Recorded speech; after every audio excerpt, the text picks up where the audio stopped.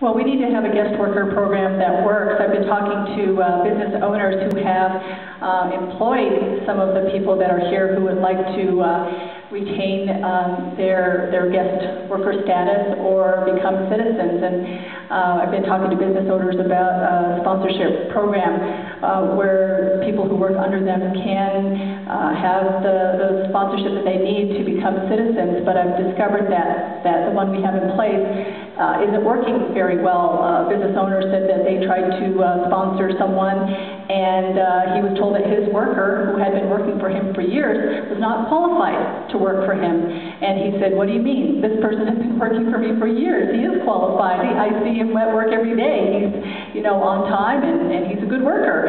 Well, he doesn't fit the qualifications. I'm sorry.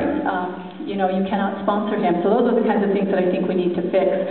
Of course, I support a system that allows undocumented immigrants who are here to, pay the fine, embrace American values by learning English, but without losing their identities.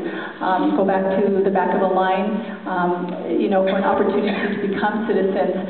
I think that we also need to promote economic development in Mexico to decrease illegal immigration. I support the Citizens Promotion Act to ensure that immigration application fees are both reasonable and fair. I also support efforts to improve the speed and accuracy of FBI background checks. I also think that we need to get rid of the angry rhetoric. As a reporter, I covered this issue for years. I've seen the faces of immigration up close and personal. I've been to the drop houses.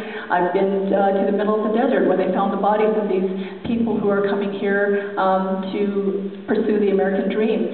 But we have to be reasonable in this situation and make sure that we have a guest worker program that is workable.